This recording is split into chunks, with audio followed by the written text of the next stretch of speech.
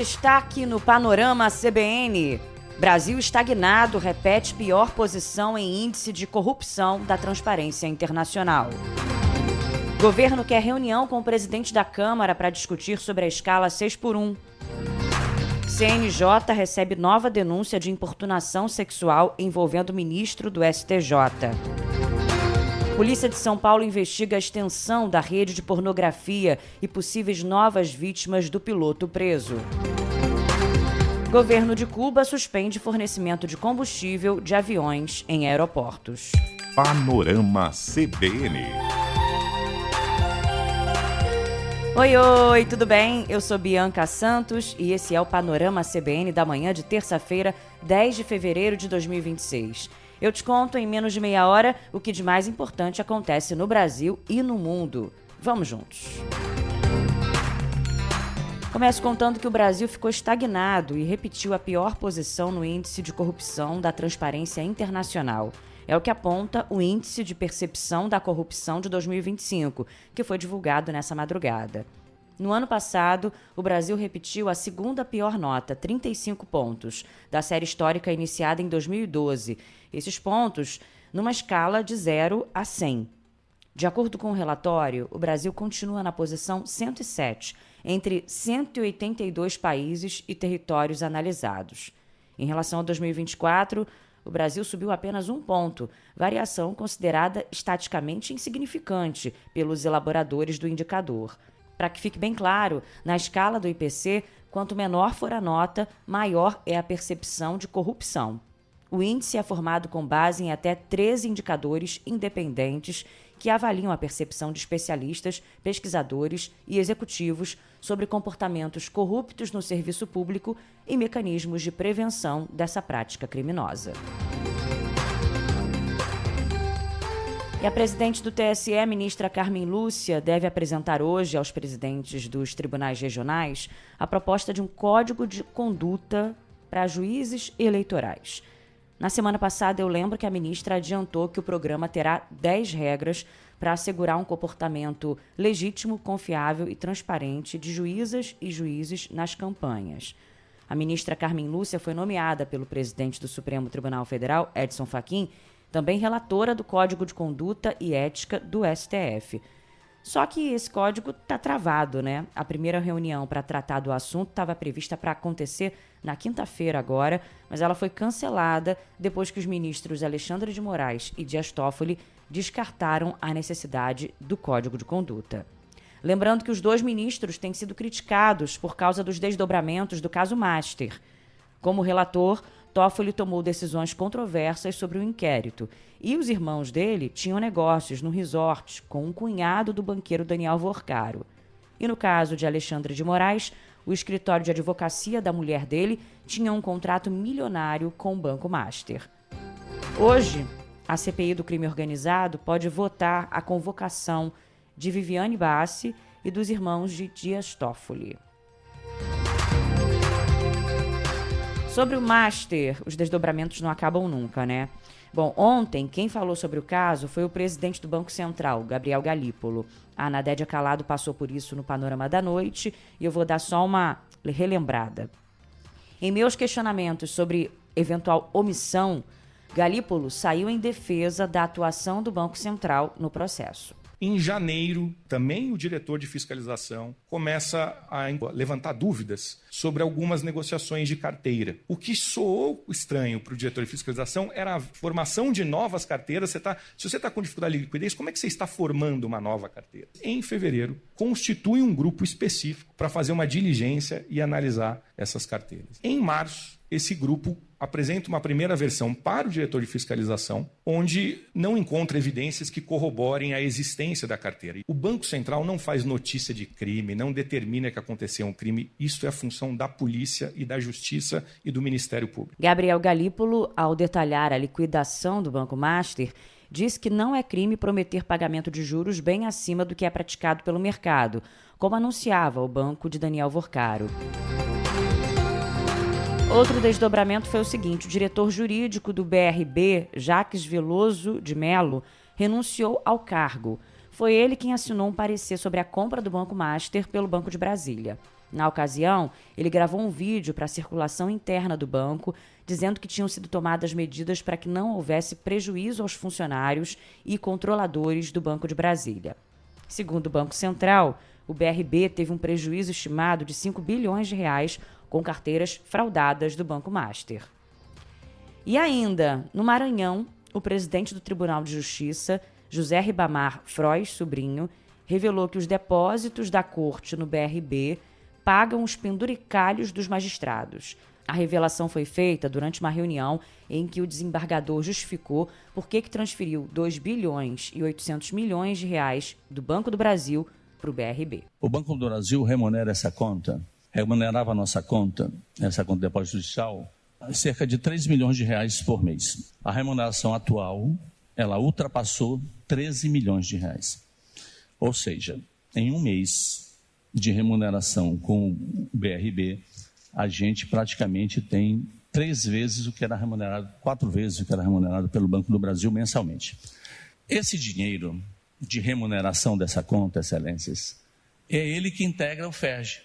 E é o FERJ que paga nossos instrumentos de trabalho, computadores, materiais, e também integra o pagamento das nossas indenizações. Já no Amapá, documentos da investigação da Polícia Federal sobre os aportes do Instituto de Previdência no Banco Master indicam que as operações foram feitas ignorando riscos e alertas.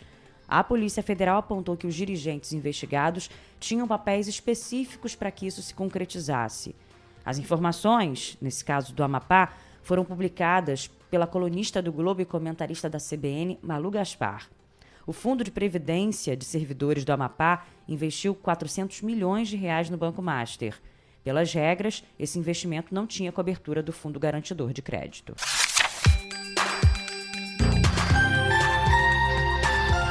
Página virada, mudamos de assunto para eu te contar que o presidente Lula e a ministra Gleisi Hoffmann devem se reunir com o presidente da Câmara, Hugo Motta, na quinta-feira para fechar um acordo com a escala 6x1. Ou melhor, para tentar fechar, né? Enquanto o governo planejava enviar um projeto de lei, Hugo Motta se antecipou e enviou uma PEC à Comissão de Constituição e Justiça. O parlamento quer puxar para si o protagonismo nesse tema. É importante o apoio do governo, nós sabemos que o governo tem uma posição favorável e essa discussão na CCJ e posteriormente na comissão especial vai dar ao tema, na minha avaliação, o amadurecimento que a proposta merece ter. O ministro da Secretaria-Geral de Governo, Guilherme Boulos, disse que a iniciativa é positiva, mas o governo vai enviar ao Congresso um projeto de lei em regime de urgência. O governo segue na proposta de enviar um projeto de lei com urgência constitucional, porque isso faria com que a votação pudesse ocorrer nos próximos meses. A urgência constitucional em 60 dias ela trava a pauta da Casa Legislativa se não for votada. Então a gente garante as condições para que seja votado. O objetivo do presidente Lula é votar o fim da escala 6x1 ainda esse semestre, ainda esse ano. Fato é que governo e Congresso disputam o protagonismo da proposta que acaba com a escala 6x1. Vamos dar uma pausa no noticiário rapidinho para trazer um recado do patrocinador desse podcast. Há mais de 37 anos, o Banco BV constrói histórias de crédito e relacionamento. Líder no financiamento de veículos usados, o BV também se destaca como especialista no banco de atacado, com atuação relevante em produtos de investimento, tesouraria e soluções de mercado de capitais. O banco oferece soluções financeiras completas, da conta BV às principais plataformas de investimento. Acesse bv.com.br e saiba mais.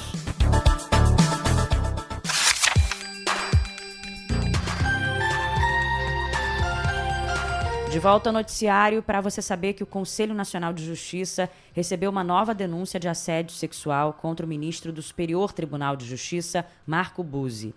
A vítima é uma ex-servidora do gabinete do magistrado, que já foi ouvida pela Corregedoria e teve o relato registrado oficialmente. Lembrando que o ministro foi acusado inicialmente de ter assediado uma jovem de 18 anos estava passando uma temporada na casa dele com a família, em Balneário Camboriú, Santa Catarina. Em mensagem enviada ontem aos colegas, o ministro do STJ disse que é inocente e que está muito impactado com as notícias veiculadas. Ele apresentou um atestado médico de 10 dias após a divulgação da primeira denúncia e falou que está internado em um hospital sob acompanhamento cardíaco e emocional. Na declaração, o ministro diz o seguinte, entre aspas, tenho quase 70 anos de idade, trajetória pessoal e profissional ilibadas, casamento feliz de 45 anos, que frutificou 3 filhas amorosas e minha família está coesa ao meu lado. Buzzi lamentou o desgaste que o caso pode trazer ao STJ e falou que está submetido à dor, angústia e exposição que ninguém desejaria vivenciar.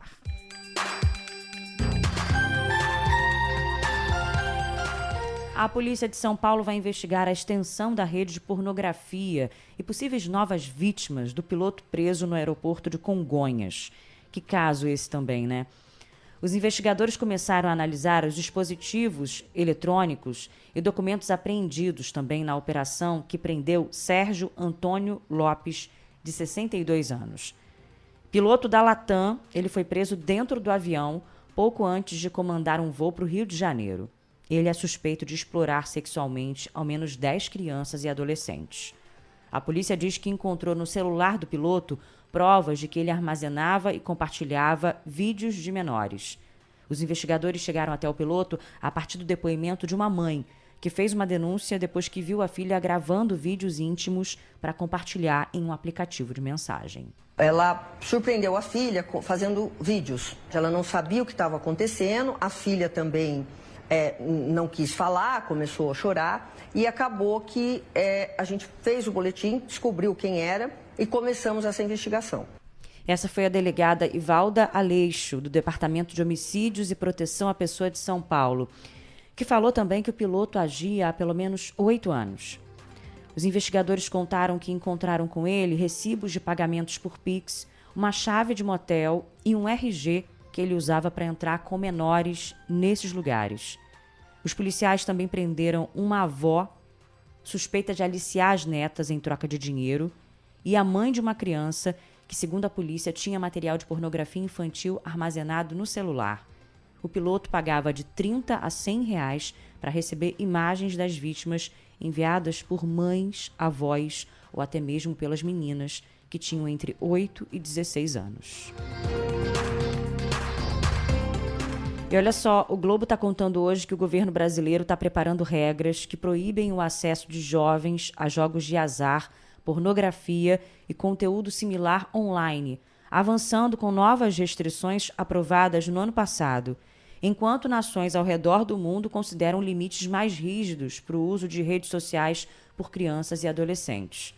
De acordo com uma minuta do decreto vista pela Bloomberg News, as regras exigiriam que lojas de aplicativo e plataformas implementassem medidas de verificação de idade para impedir que menores acessem conteúdo impróprio online. Sites que exibem anúncios desse tipo de conteúdo, incluindo apostas, pornografia, serviços de acompanhantes, até bebidas alcoólicas e aplicativos de namoro e armas, também seriam obrigados a verificar a idade dos usuários. Vamos agora a outros assuntos dentro do noticiário.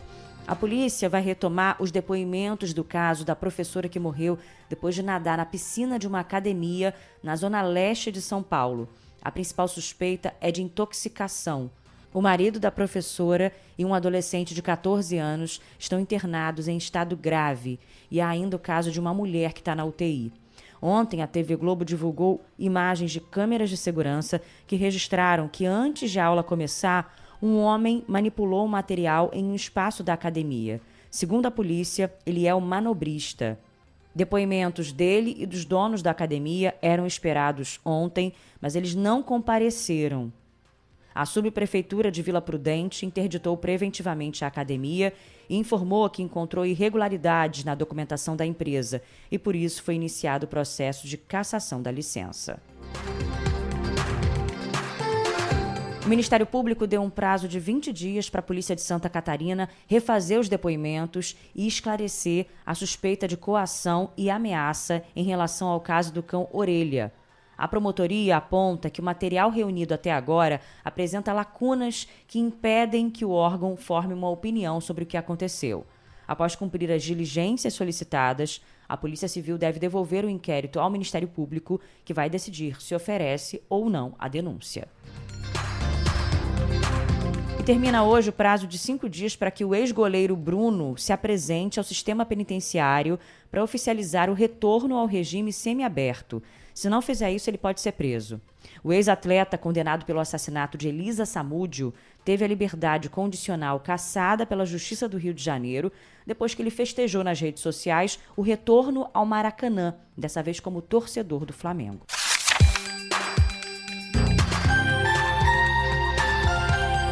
Vou dar uma recordada agora no caso das canetas emagrecedoras, tá? A Anvisa emitiu um alerta para os riscos do uso indiscriminado desses medicamentos sem acompanhamento médico.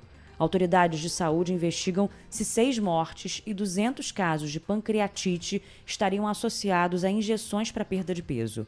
A Agência Nacional de Vigilância Sanitária reforçou que as canetas devem ser usadas somente conforme a bula e com prescrição e acompanhamento de um profissional habilitado. A Anvisa destacou que esses cuidados são necessários por causa do risco de eventos adversos graves, como pancreatite aguda, incluindo mortes. Segundo o alerta, houve um aumento de notificações de casos de pancreatite associados ao uso de medicamentos como Ozempic e Mounjaro. No Brasil, só entre 2020 e dezembro de 2025 foram registradas 145 suspeitas de eventos adversos, incluindo 6 mortes. Dados internacionais mostram que a Agência Reguladora do Reino Unido registrou mais de 1.200 notificações de pancreatite ligadas a esses medicamentos entre 2007 e 2025, com 19 mortes. A gente ouviu na nossa programação vários especialistas, entre eles a cirurgiã gastroenterologista Débora Menezes. Ela alertou que o uso incorreto das canetas emagrecedoras pode levar ao desenvolvimento da forma grave da inflamação no pâncreas. O grande perigo do uso equivocado, aquelas pessoas que fazem sem critério médico ou apenas para fins estéticos rápidos, é ignorar esses antecedentes, às vezes por desconhecer ou realmente ignorar a existência deles, fazer escaladas de dose muito rápidas ou usar doses acima do recomendado para aquele biotipo, para aquela pessoa. E isso tira o tempo que o pâncreas precisaria para se adaptar ao estímulo da droga. Desde junho de 2025, a venda das canetas emagrecedoras exige retenção da receita nas farmácias, com validade de até 90 dias, para evitar justamente o uso sem indicação médica, né? A Anvisa orienta que pacientes procurem atendimento imediato em caso de dor abdominal forte e persistente, náuseas e vômitos. Nesta segunda-feira, a Câmara dos Deputados aprovou um requerimento de urgência para o projeto que prevê a quebra de patente dos medicamentos Mounjaro e Zepbound. A quebra permite que o governo autorize outros laboratórios a produzir o medicamento sem o consentimento do detentor original da patente. O requerimento de urgência foi apresentado pelo deputado federal Mário Heringer, do PDT de Minas Gerais, e aprovado por 337 votos favoráveis a 19 contrários. O objetivo da medida é ampliar a disponibilidade dos remédios e facilitar a incorporação ao SUS. O Heringer, que é médico, disse que a adoção do medicamento pelo SUS pode gerar uma economia de cerca de 70 bilhões de reais aos cofres públicos. O recurso hoje usado para tratar essas doenças vai ser muitas vezes maior do que o recurso usado para adquirir a tirzepatida por um custo menor quando a patente for quebrada. Isso é vantagem para o Brasil, é vantagem para quem mais precisa. O tirzepatida não vai ficar restrito a um núcleo de pessoas mais favorecidas que podem comprar esse medicamento, que podem usar esse medicamento e que hoje, pelo preço que está, é um medicamento de elite. É um medicamento que só serve para quem tem dinheiro. E nós precisamos fazer saúde pública, fazer para as pessoas que não têm condição. A bancada do Partido Novo orientou voto contrário. Para a deputada Adriana Ventura, a proposta pode gerar insegurança jurídica e desestimular investimentos em inovação no Brasil. O que a gente está trazendo aqui é, de uma maneira assodada, sem debate, quebrar uma patente que pode ser boa a discussão. Isso pode ser bom para o país, pode ser comprovado com base em estudos, tudo, mas a patente tem um papel fundamental. assegurar investimento, garantir que aqueles que investem em inovação, em tecnologia, tenham exclusividade. No mundo inteiro é assim. No Senado, tramita um projeto de lei que propõe a suspensão temporária de patentes por interesse público do medicamento Tizerpatida, que é o Mounjaro.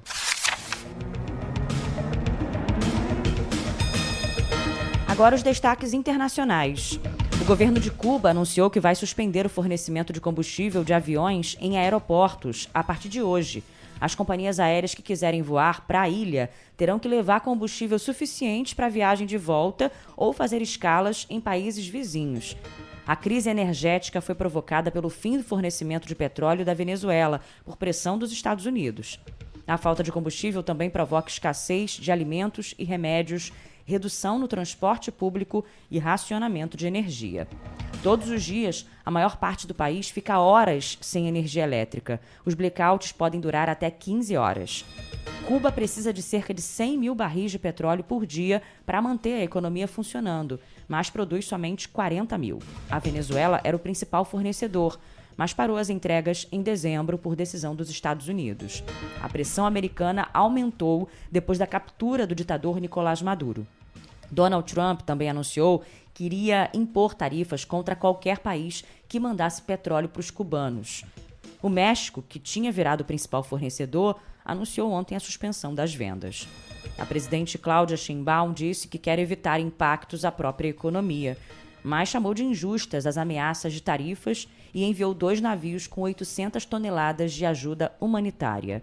Em resposta à crise, o líder cubano Miguel Díaz-Canel diminuiu o horário comercial e limitou a venda de combustível. O governo também fechou hotéis e realocou turistas para economizar energia.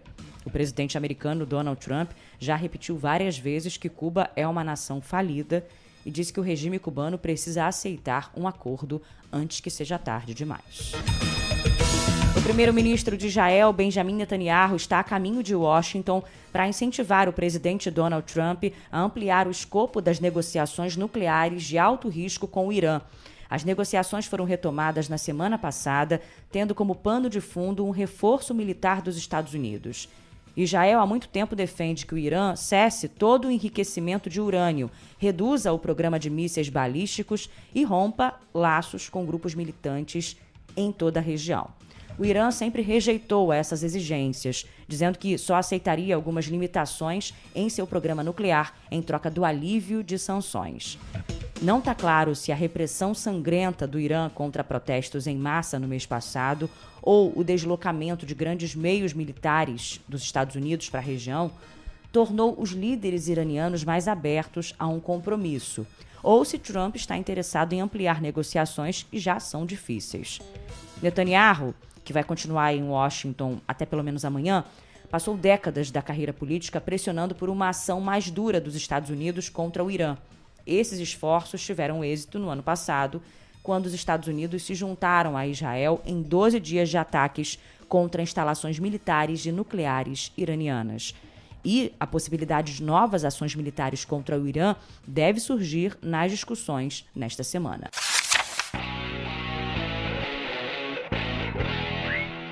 No bloco de esportes, primeiro a gente fala sobre os Jogos de Inverno.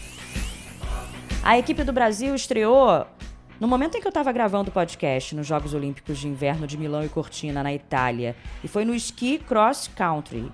Bruna Moura e Eduarda Ribeiro disputaram a classificatória do Sprint Clássico Feminino, mas não conseguiram avançar. Elas precisavam chegar entre as 30 primeiras, mas ficaram em posições acima de 70. A classificatória masculina começou também enquanto eu estava gravando e eu ainda não tinha o resultado.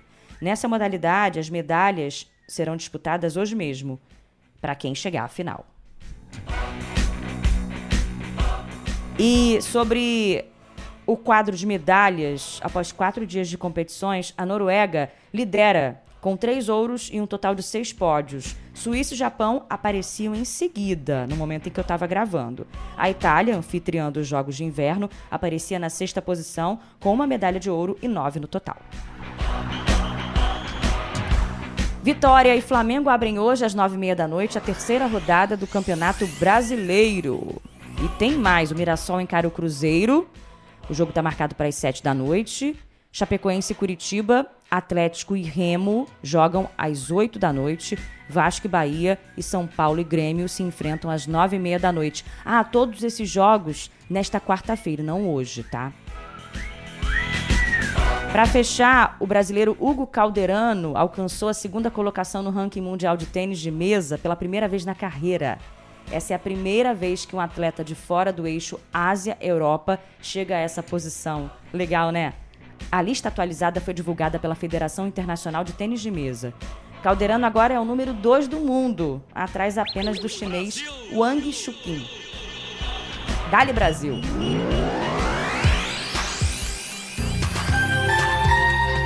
Tô indo embora junto com o nosso DJ Laerte Afonso e o nosso editor Edmilson Fernandes. Lembrando que tem o Panorama CBN da noite com o Nadédia Calado. Fale comigo lá pelo Instagram, biancasantos.bia, ou então por e-mail, bianca.santos@cbn.com.br. Um beijo, obrigada pela companhia e até amanhã.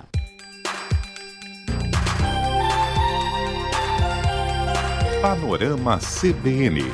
As principais notícias do dia em menos de meia hora.